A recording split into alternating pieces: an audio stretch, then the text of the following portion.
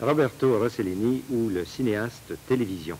Roberto Rossellini, c'est celui qui a lancé le néo-réalisme italien dans les années de l'immédiate après-guerre. Souvenez-vous par exemple de Rome, ville ouverte. Cependant, Rossellini ne travaille plus maintenant au cinéma que pour la télévision.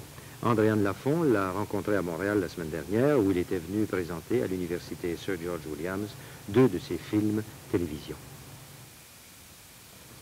Monsieur Rossellini, existe-t-il une différence entre le cinéma d'hier et le cinéma d'aujourd'hui? Le cinéma que je faisais? Le vôtre. Non, je ne crois pas qu'il existe une grande différence. C'est plus mûr peut-être, mais ça n'existe pas une grande différence. Et quand on parle du cinéma du néoréalisme, comme reproche ou comme remet toujours en face, il faut bien s'entendre qu'est-ce que représentait pour moi. Pour moi, c'était simplement une position morale, avoir le courage de regarder dans les choses comme elles étaient. Nous avions passé l'expérience de la guerre, nous sortions de la défaite, nous sortions des maisons détruites, nous sortions de la poussière. Il fallait avoir le courage de regarder à ça profondément, sans des idées préconçues, de l'examiner au point de vue strictement scientifique. Et c'est exactement ce que je continue à faire. Je crois que le contexte dans lequel nous vivons, c'est un contexte de découverte continuelle, de nouvelles distances, de nouvelles exigences qui surgissent aussi de tout ça. Donc il faut avoir le courage de les regarder telles qu'elles sont. Moi je ne veux pas faire des messages, je ne veux pas construire des messages, je n'aime pas du tout tout ce que peut être propagande ou philosophie. Moi je veux regarder les choses objectivement, comme on regarde dans un microscope une cellule qui bouge. Ce que vous continuez à faire, mais pourquoi vous ne le faites pas pour le cinéma, vous le faites pour la télévision? Puisque le cinéma ne me permet pas de le faire. Pourquoi? Puisque le cinéma, il veut faire de l'argent, et moi je ne peux pas faire. Si je dois faire un produit qui fait de l'argent, je dois suivre la mode. Vous voyez, moi je me reproche très peu de choses que j'ai faites dans ma vie, mais j'ai fait un film qui s'appelle Le Général de la Rovere. C'est un film qui a eu du succès, et c'est le seul film, celui-là et un autre que vous ne connaissez pas, de quel j'ai honte, puisque c'était un acte prémédité de faire une chose qui marche. Mais la télévision également, vous pouvez être à la mode, vous suivez une mode à la télévision? Non, je ne suis aucune mode, je suis totalement indépendant. Je fais ce que je pense que c'est bon de faire, ce que c'est honnête de faire. Mais depuis ses débuts, la télévision a aussi changé. Moi, je regarde ce que je fais. Vous savez, je ne suis pas la télévision. Je dois dire, l'important c'est que la télévision m'aide à faire les choses que je veux faire. D'accord, vous m'avez défini votre cinéma à vous, maintenant je voudrais que vous me définissiez votre télévision à vous. Oui. Moi, je pense qu'aujourd'hui, on a un grand besoin d'une information, d'une analyse très profonde de tous les phénomènes qui se passent autour de nous.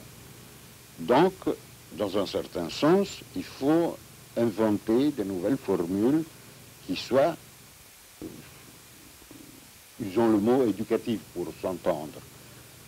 Donc, c'est des analyses précises, des orientations précises.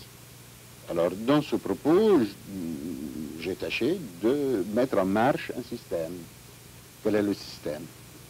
Je crois que nous sommes absolument dépourvus d'idées générales. Alors, ce que je tâche de faire, c'est de faire des programmes qui établissent des idées générales.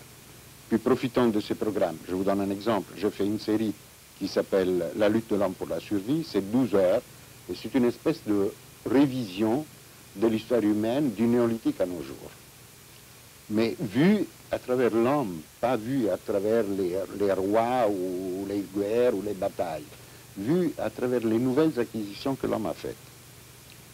Dans cette vue générale, donc, quand on a établi un panorama général, il faut aller plus profondément à analyser des points, puisque évidemment il y a des points qui deviennent extrêmement importants, où les grands changements se sont faits. Alors, dans cet esprit, j'ai fait les actes des apôtres. Les actes des apôtres, c'est le début du christianisme.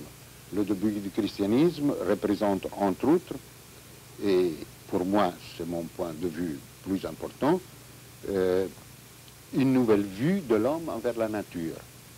dans le monde païen, les dieux étaient la personnification de la nature, donc la nature était intouchable. Pour les Hébreux, la nature était un don que Dieu avait fait à l'homme pour que l'homme en profite pour se différencier de l'animal. Ça a fait une autre approche. Donc, le christianisme a amené dans le monde païen ce message, et de là est né, je crois, tout ce que nous avons même aujourd'hui, non? Puisque ça s'est fait, ce grand changement s'est fait dans ce contexte de trois grandes civilisations existantes à ce moment-là. Moi, je parle de mon monde. Il y avait Jérusalem, Athènes et Rome. Alors, pour voir plus profondément ce que c'était Athènes, j'ai fait Socrate. Et je ferai Caligula pour voir, pour avoir un regard encore plus profond sur ce que c'était le monde romain. De cette façon, une chose suivie à l'autre, je crois que c'est une méthode finalement pédagogique ou informative très rationnelle. C'est-à-dire on remet en ordre des idées générales, desquelles nous manquons complètement, je crois. Mais vous tournez de la même façon que si vous tourniez pour le cinéma.